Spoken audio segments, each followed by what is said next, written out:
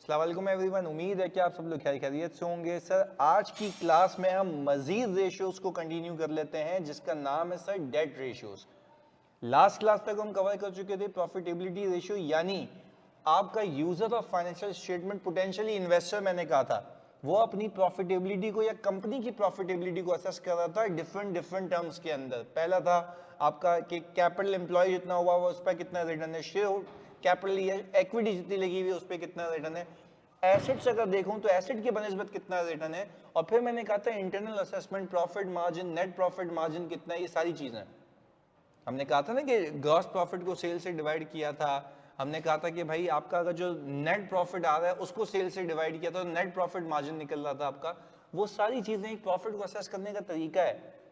और internal analysis में वो सिर्फ ये बता रहा होता है आपको कि भाई आपने कितना कॉस्ट कंट्रोल किया। अब लेट्स से एक कंपनी है, प्रॉफिटेबिलिटी की बात कर रहा हूं, एक कंपनी है उसने जीपी रेशियो कमाया है लेट्स से पिछले साल 45% का, इस साल उसने प्रॉफिट कमाया है, जीपी रेशियो की बात कर रहा हूं 55% का। तो अभी आप कहेंगे कंपनी अच्छा परफॉर्म कर रही है, क्यों? क्योंकि अपने उसने सेलिंग प्राइसेस को या तो एनहांस किया है, या तो सेलिंग प्राइसेस को एनहांस किया, या कॉस्ट कंट्रोल किए। कॉस्ट ऑफ गुड्स सोल्ड की बात कर रहा हूँ, सप्लायर वगैरह चेंज होने की वजह से, ये मल्टीपल रीजन थे।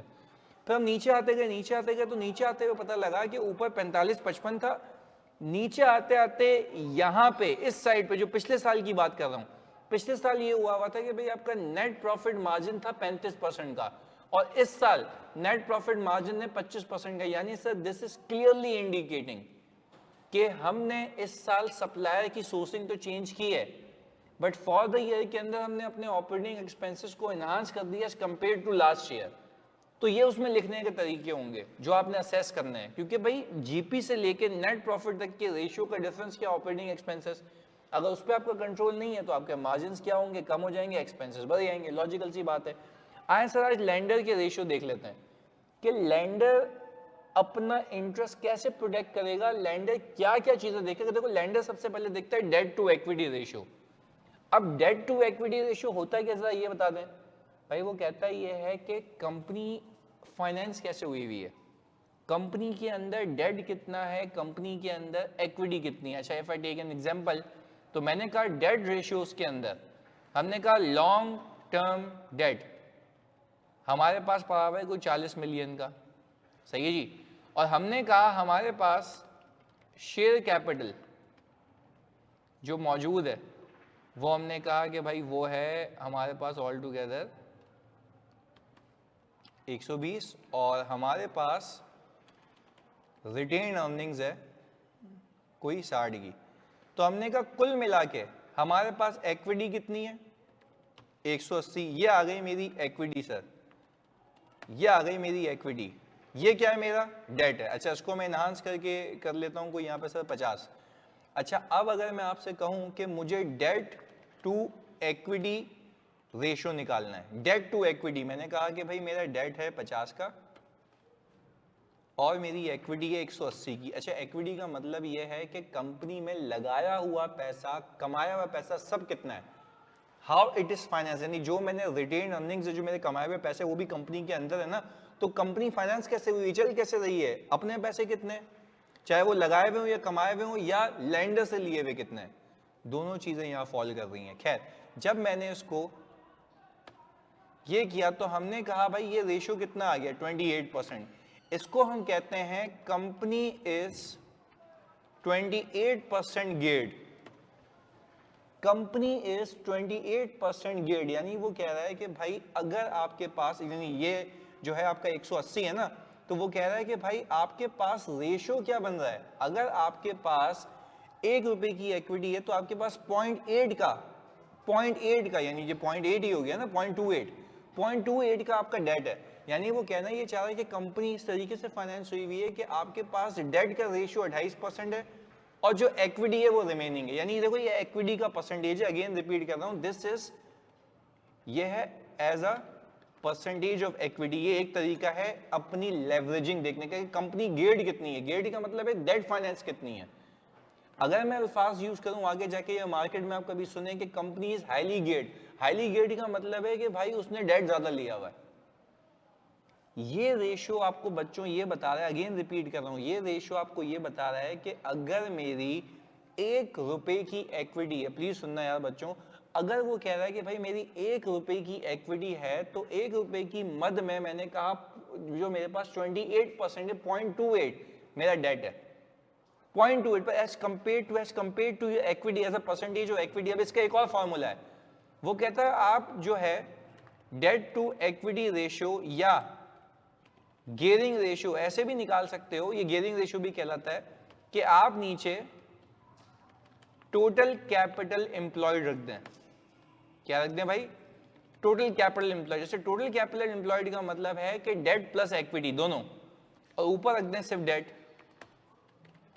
तो अब अगर मैं ये कहूं कि आप 180 प्लस 50 रखें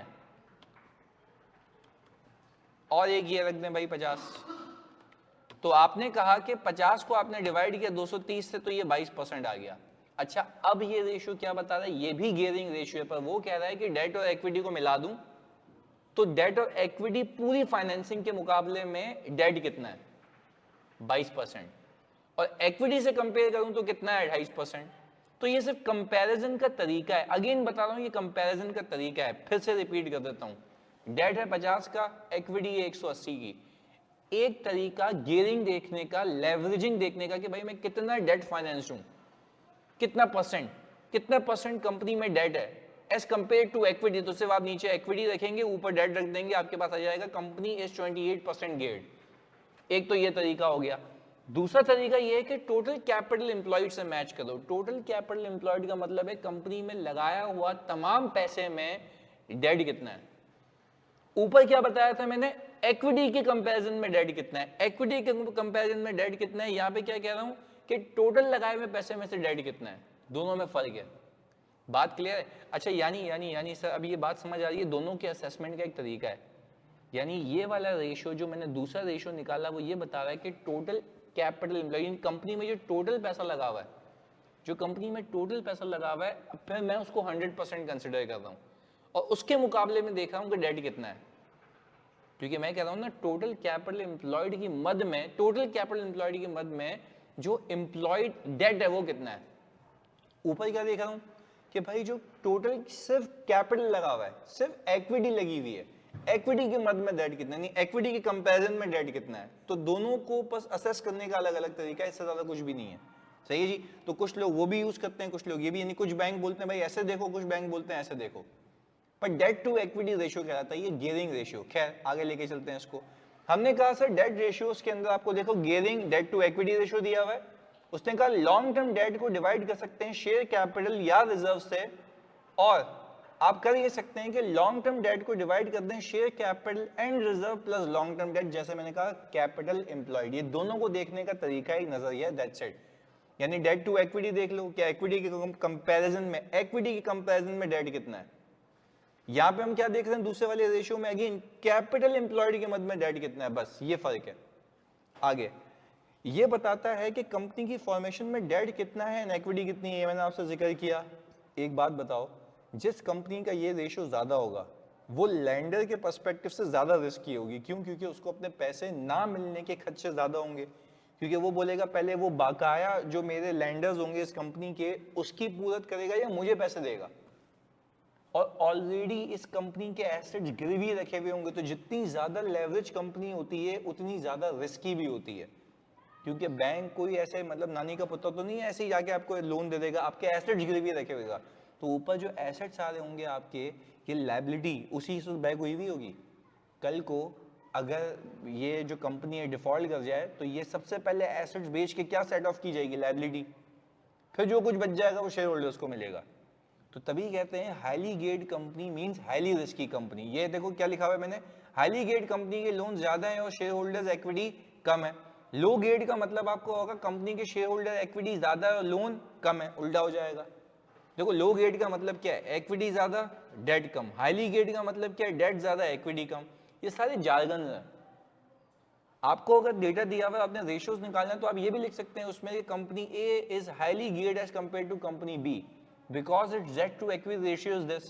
तो आप ये बता बयान कर सकते। तो ये लिखने का तरीका कार है और समझने का तरीका कार है। आगे हमने कहा हाईली गियर्ड में मसला हो सकता है कि शायद कंपनी को फ्यूचर में और लोन ना मिल सके, ऑल्सो ये रिस्क भी होता है कि कंपनी अपने लोन्स की टाइम पर पेमेंट ना कर पाए या कैश फ्लो प्रॉब्लम्स आ जाए। ऐसी बात है कि भाई अगर जितना भी कमाओगे प्रॉफिट फ्रॉम ऑपरेशंस, उसमें से आपको इंटरेस्ट देना पड़ेगा, फाइनेंसिंग के पैसे देने पड़ेंगे, फिर कुछ बचेगा, तो उसमें से शेयर होल्डर को कब मिलेगा? तो ये this will prone to higher risk area. तो इसलिए कहते हैं हाईली गेयर्ड कंपनी में फिर ये मसले होते हैं। सही है जी। खैर, इंटरेस्ट कवर रेशियो ये भी लेंडर ही देखता है। अच्छा, इंटरेस्ट कवर रेशियो ये है, मैंने आपको पहले भी बताया था इनिशियल क्लासेस के अंदर, कि आपका profit before interest and tax. यहां पे दिखाता हूं आपको, आपने कहा profit before interest and tax, तो मैंने कहा लेट से मेरा प्रॉफिट आफ्टर टैक्स है 220 मिलियन का, टैक्स इसमें से माइनस हुआ था 40।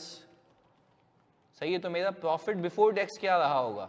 आपने कहा इसमें ऐड कर दें ये। अच्छा, फिर इंटरेस्ट इसमें से माइनस हुआ था 30 का, ऐसे ही अज्यूम कर रहा हूं कि इंटरेस्ट माइनस हुआ था इसमें से, यानी कितने का? 30 का। तो मैंने कहा ये आ गया profit before interest and tax. तो मैंने कहा सर अगर मैं यहां पे वर्क बैक करूं, तो मैंने कहा इसमें से ये आके ये आ गया होगा, यानी इसके अंदर इंटरेस्ट शामिल है, profit before interest and tax, PBIT, जो कैपिटल एम्प्लॉयड के लिए भी रखते हो। वो कहता है ये जरा ये देखो कि आपका ये प्रॉफिट यानी PBIT divided by interest expense, divided by interest expense, वो क्या ये रहा है कि भाई ये जो आपका प्रॉफिट है ये आपके इंटरेस्ट को कितने मरतबा कवर कर सकता है? तो किसने कहा भाई टेक्निकली 10 मरतबा, या यूं कह लें कि सर 9.6 टाइम्स, यानी ये 290 कितने की कैपेसिटी रखता है, कितनी बार ये इंटरेस्ट सेटल कर सकता है? आपने कहा भाई ये कुल मिला के जो इंटरेस्ट सेटल कर सकता है ये वाला प्रॉफिट वो 9.6 टाइम्स। तो सर किसी कंपनी का ये जितना रेशियो ज़्यादा होगा उतना अच्छी बात है, डेफिनेटली ये अच्छी बात है, क्योंकि उसमें इंटरेस्ट को पे करने की इस्तात ज़्यादा होगी। तो ये टाइम्स है, तो यहाँ पे लिखते हैं this shows that how many times a company can settle its interest। ये क्या शो कर रहा है कि how many times a company can settle it's interest. तो अगर हम यहाँ पे आए वापस, तो हमने कहा इसका फॉर्मूला यही है कि profit before interest and tax को डिवाइड कर देंगे इंटरेस्ट एक्सपेंस से, तो आपको बता देगा कि आपके प्रॉफिट के अंदर कितनी इस्तात है कि कितने टाइम इसको सेटल कर सकता है। क्योंकि देखो आप कह रहे हो प्रॉफिट बिफोर, यानी इंटरेस्ट को माइनस करने से पहले, और हमने इंटरेस्ट को नीचे रख दिया, तो मैंने कहा इस वाले प्रॉफिट में कितनी कैपेसिटी है इसको सेटल करने की? तो हमने कहा 9 मरतबा, 9.6 टाइम्स। तो हमने कहा ये बताता है कि कंपनी अपने ऑपरेटिंग प्रॉफिट से इतनी से इंटरेस्ट कितनी मरतबा पे कर सकती है, जो मैंने आपको बताया। एग्जाम्पल, ऑपरेटिंग प्रॉफिट अगर 600 का है और इंटरेस्ट एक्सपेंस 200 का है, तो 600 को डिवाइड कर दूं 200 से, तो जाहिर सी बात है 600 में से 200 निकाल दो, 200 निकाल दो, 200 निकाल दो, कितनी बार पे कर लिया हमने? 3 बार। तो 3 टाइम्स अ कंपनी के settle it's interest expense from its operating profits. तो अगर दो कंपनी का कंपैरिजन आ जाए, तो जिसका ये रेशियो ज्यादा होगा उस कंपनी में उतनी इस्तात ज्यादा होगी। तो मतलब कंपनी के पास इतने प्रॉफिट्स हैं कि वो अपनी इंटरेस्ट की कॉस्ट 3 मरतबा बियर कर सकती है। ऐसा ही है।